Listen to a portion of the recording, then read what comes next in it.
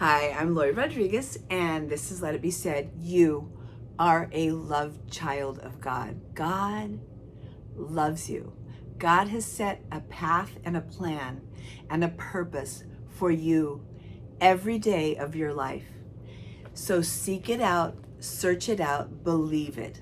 We are in Psalm 66. David is foretelling the millennial age, the 1,000-year reign with Jesus.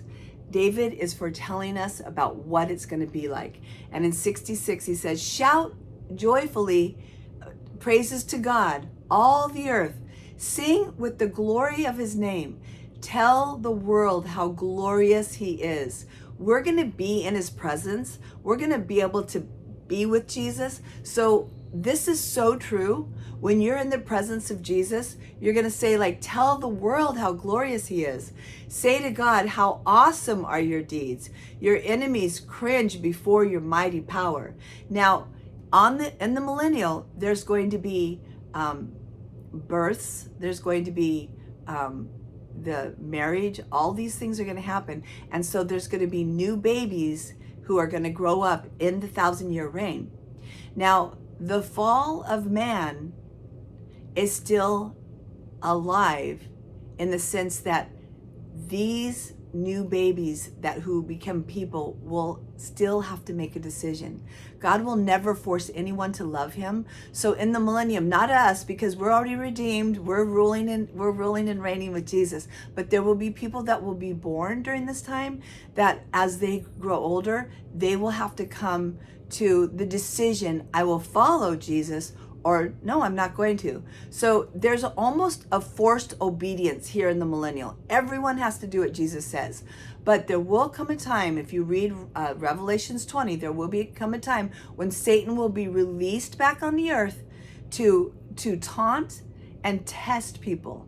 And some people will want to turn to evil, and they will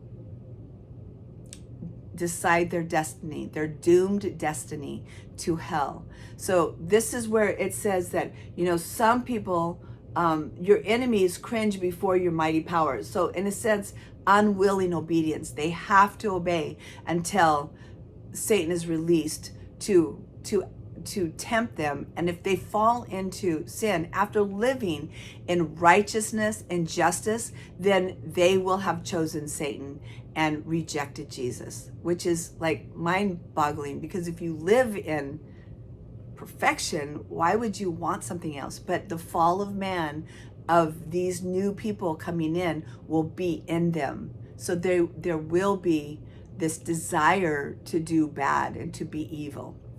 Not all, but some. Everything on earth will worship you. Everything will worship you. So whether you want to or not us, because again, we're redeemed, we're his bride, but there will be people that everyone's going to worship him. They will sing your praises, shouting your name in glorious songs. Come and see what our God has done, what awesome miracles he performs for his people.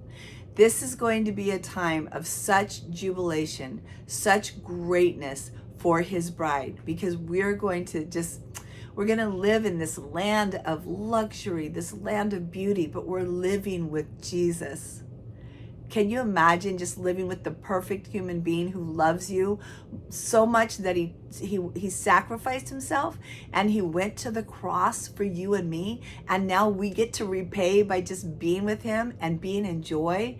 And we're saying, like, come and see what God has done. He made a dry path through the Red Sea, and his people went across on foot. So they're still, even in the millennium, they're still talking about what happened with the Israelites when they walked across the Red Sea. That's still a huge miracle. But with us, we can say, come and see what God's done. And we can show how our life of sinfulness and the fall, how we accepted Jesus and how our life has changed. Come and see. He made that dry path through the Red Sea, and his people went across on foot. Then we rejoiced in him, for by his great power he rules forever.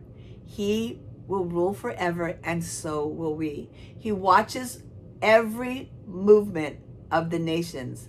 Let no rebel rise in defiance. Again, this is something that people will obey him, but there will be rebels. And the rebels will eventually be able to make a choice, Jesus or Satan. And some will sadly choose Satan. Let the whole world bless our God and loudly sing his praises. Let's do that today as well. Let's not wait for the millennium to come, but let's do that now. Let the whole world bless our God and loudly sing his praises. Our lives are in his hands, and he keeps our feet from stumbling. Isn't that beautiful? He's going to keep our feet from stumbling. Our life is in his hand. No matter what we're going through, your life is in God's hands, the all-powerful, the almighty, the one who lavishly loves on us, it says in James, and he is the light, and the light, he shines that path for us so that we're not going to stumble. That's just beautiful to me. I receive that. You have tested us, O God. You have purified us like silver. So beautiful. God is so good. He loves you and me so much. There's a plan for us after death in heaven. And then after the rapture, there will be a time for us to be back on the earth, living in luxury, but living with Jesus, which is the highest honor, the highest possible honor ever. So I'm Laurie Rodriguez, and this is Let It Be Said. You are a loved child of God. Remember that in your trials, in your temptations, in your testing. You are a loved child, and Jesus can get you through anything.